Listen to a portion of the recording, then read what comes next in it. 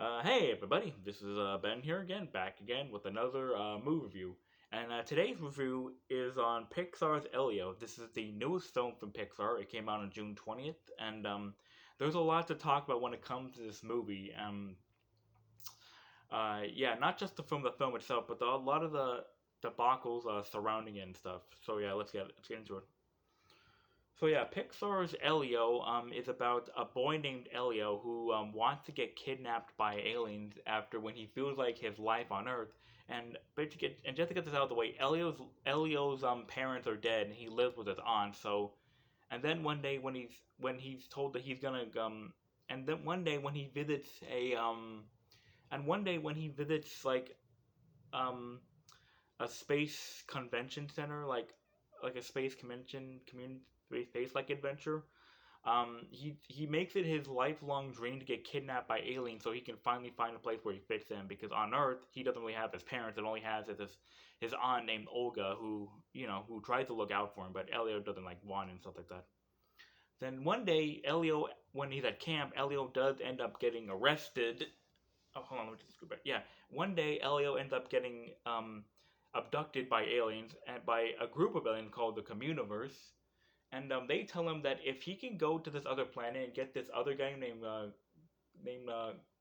named this big alien named Glor something, if they can go to this other planet and get him to stop like terrorizing them and stuff, they'll let him on the team. Yeah, so yeah, that's basically about the basic plot of the film, and there are a couple other elements I want to get into, but which will be spoiler free. But for now, yeah. But for now, I will say that Elio, to get this out of the way, I really liked Elio, but I didn't love it either. Like, as per usual, the animation was great. Pixar knows how to make some really clean looking animation, despite their recent simple style. It did. There was a lot of funny moments. There was some surprisingly really good, well done tear jerking moments. Surprisingly, and I thought the designs of the Communiverse aliens and the aliens in general, I thought they were really creative. Haven't really seen anything like them before. Especially there was this one alien named Questa. I think she was really nice looking.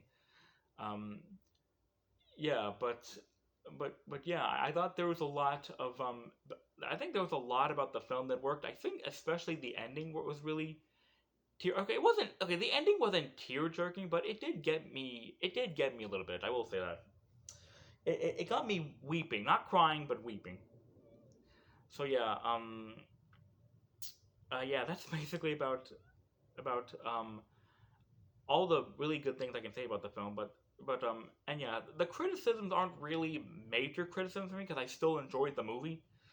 But yeah, this.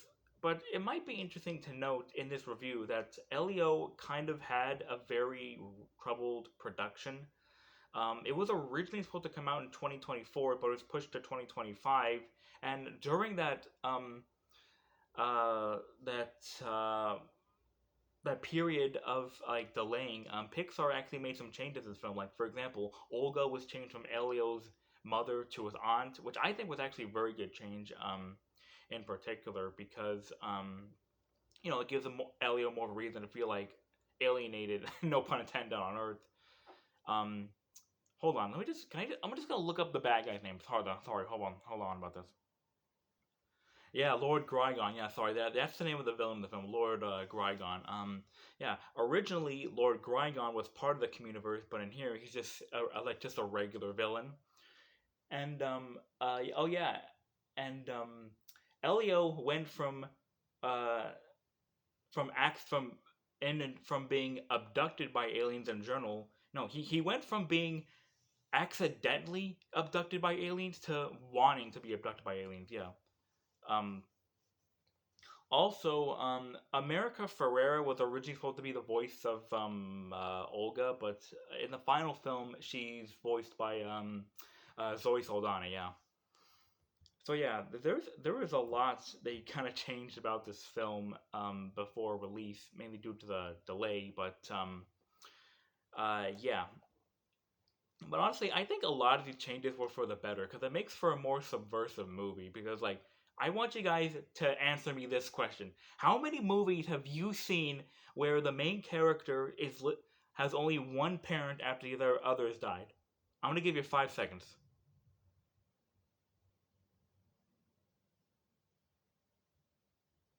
Yeah, exactly.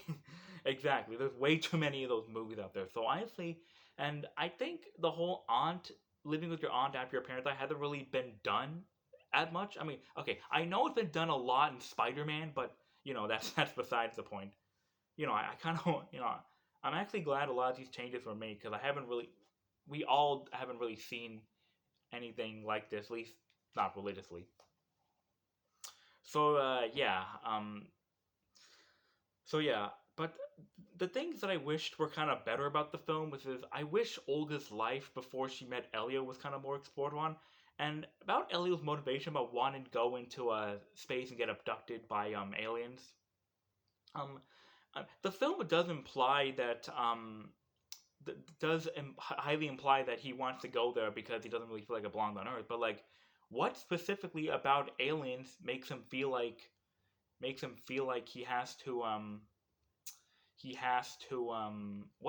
specifically about alien makes him feel like he has to go up there? Like, is he like a is does he think aliens can just do whatever they want? Does he think aliens can help him find his real parents? Like, the film doesn't really pick a side on both of these actually. Yeah, so I wish Elio and Olga's motivation could have been like a little bit more fleshed out, but the thing and stuff. So yeah, that's about the basic gist of the movie that I thought was really good and what worked and what didn't. And now I have to get into a spoiler territory. Hold on. So yeah, first I'm going to talk about the ending of the film. Uh, yeah, because I feel like this is kind of a very very cool thing for me to discuss in this review. At the near the end of the film, Elio no, in the film Elio meets this little alien named Glordon, who's Grygon's son, and Grygon wants Glordon to be the next in line because the Grygons are basically like these little like worm like arthropod creatures who walk around like giant suits. It's a very classic trope. So yeah, anyways, yeah, during Elio's time with Glordon, he tries to evaluate this plan that you know maybe if he clones himself, if he stays, he can stay with him, and Glorga can take the clone up with them back to their planet and stuff. Oh yeah, that's another thing. Another big criticism I didn't really like about the film is that there's this okay. While Elio is in the communiverse, group of there's this little computer thing that can like turn like that can like give Elio heat, like heating, cooling, anti gravity, yeah, and cloning technology, yeah. Elio uses the clone in particular to send a clone back to Earth, though his mom doesn't really know he's gone. But eventually, his mom does find out she's gone, and that's what prompts him to reach out to the planet and see if Elio's there. I'll get back to this in a little bit, actually. Yeah. So yeah, but I forget the name of the computer or like the alien that gives Elio all this technology, but I just thought it was a really, really weird and cheap cop out. Like, is it a coincidence that Elio uses the anti gravity mechanic to actually get out of Grygon's prison? And is it really much of a coincidence that the cloning is what sets off that irritates Grygon when he found out that Glordon isn't actually in the suit? Yeah, I just thought it was a really weird cop out, but it was a really weird cop out. It's kind of a weird Deus ex machina, but but yeah, that's kind of just how it, that's kind of just how rewrites goes. You got to add some crap in to like get to fill in some crap you already like didn't really have time to put in. But yeah, like I said, the yeah, so I just thought Elio's and Olga's motivate characters were kind of underbaked. But and I thought that little Ex Machina thing was kind of weird. But overall, I thought the movie was actually very, very, really good. Actually, it's very much worth a watch if you're a Pixar enthusiast, even if you don't think that their recent movies are that good, I think this is one to check out. I mean, it's not like great or like magical or anything like that. It's not like it's not gonna like change your life forever, but no, no, I think it's very dab in the middle of like Pixar's quality thing. I think like like not good, but it's very much worth a watch, and I will leave it at that. It's very okay. The film as like as a whole is a little underbaked, but I think it has it has just enough charm to actually leave you off on a good note, and I think that's what really counts for modern Pixar. Oh yeah, and the ending was also very sweet. Apparently at the end of the film, um, when Glydon, oh yeah, near the end of the film, Glordon gets sick or something, and then Elio teams up with his real mom. Yeah, the clone disappears.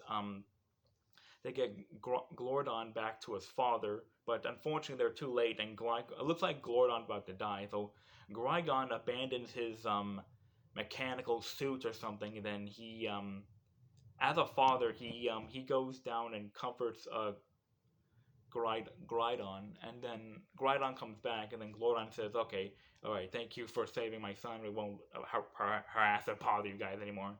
And for his efforts, Elio is appointed a member of the Communiverse, but he declines it because he says he wants to give Earth another chance because he was unsure at first. But yeah, his mom ends up helping get Glordon back to Grydon.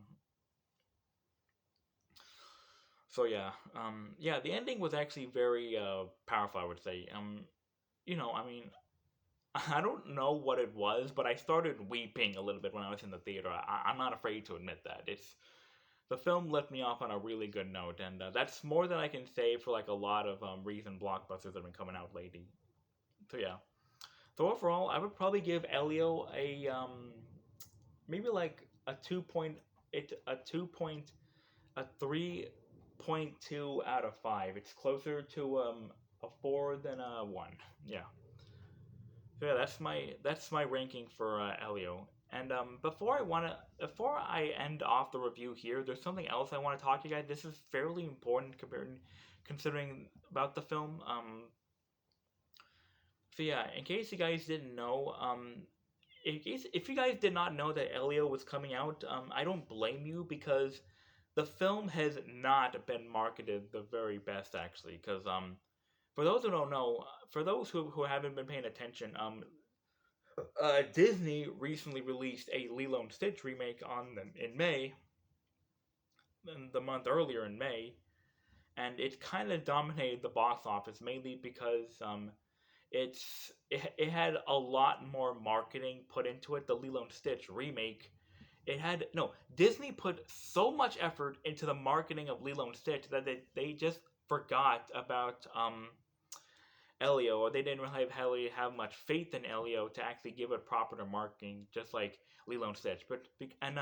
Just to give an idea, Lilo and Stitch had marketing up the ass, had like the absolute all the marketing, all the works, behind the scenes, behind the scenes promos, like it had behind the scenes promos, like um, TikTok shorts, YouTube shorts, like campaigns, interviews with like extensive interviews with the cast and crew. Like I think even might have had a couple fast food tie-ins. They had fast food tie-ins. Like promotional like theater bundles and combos and stuff like that. It had marketing up the ass. No, the film even had this makeshift poster that has Stitch. Oh yeah, this is one of the most disgusting things that I don't like about the Lilo and Stitch marketing. One of the posters was about Stitch. It's a picture of Stitch holding a bunch of memorabilia from like franchise that Disney owns, like the Pixar ball, the lightsaber, the Avengers logo, Aladdin's magic lamp. Like, wow, way to completely miss the tension point of the original theatrical poster. Yeah, fucking great. um, but yeah, pick Disney had more faith in this mid, uninteresting, boring, and soulless live action remake than they did this original film from Pixar. You know, the company that is like 75% of the reason they're even on the map to begin with. So yeah. Um, so yeah, the Elio had barely any marketing at all. Maybe like the most they ever had was like maybe like every once in a while there was like a trailer that was sparingly seen on on like social media and stuff, and they even had like a little cardboard thing where kids could like put their face and glort on his mouth and like take a picture or something. No, but that was literally it they got. No, if Lilo and Stitch got like the whole the whole water tower, then Elio just got a drip of that water. That's kind of how bad its marketing was. So yeah, I bring this up because Elio has one of the worst tractions of any Pixar film ever.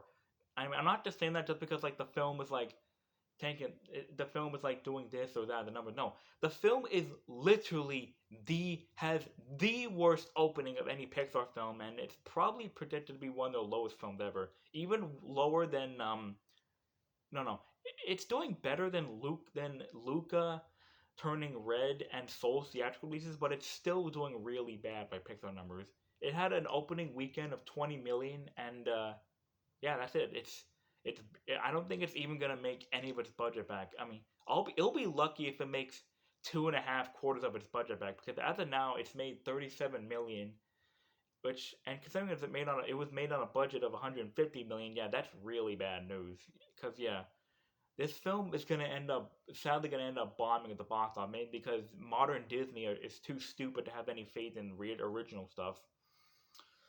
And if this streak continues, Pixar might not be around for much longer. No, actually, scratch that. They are going to be around because they got Toy Story 5 and Incredibles 3 coming out in the next few years or so, couple years or so. But yeah, Disney has like literally no faith in original theatrical projects, and the way they've been treating Elio is just further proof of that. So yeah, if you guys want to see more original things in Hollywood, you don't like I mean, you don't like seeing like remakes and stuff like that, please go see Elio right now. It's still playing in theaters. It should still be playing theater at your local AMC or Regal or wherever theaters are playing right now. And I beg you guys, if please go see this movie. I beg of you.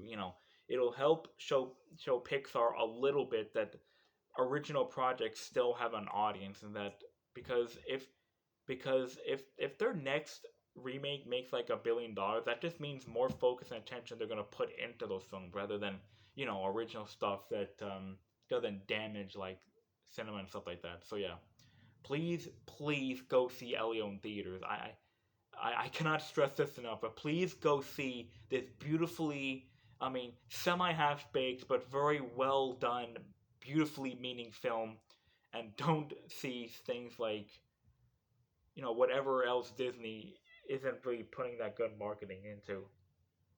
I beg of you, please. You'll really thank me later. So yeah, that about does it for my review on Pixar's Elio and its status in modern Disney Hollywood thing. So yeah, that about does it for this review. If you guys like what you see, please like, rate, comment, subscribe, and I'll catch you guys in the next review. Boop.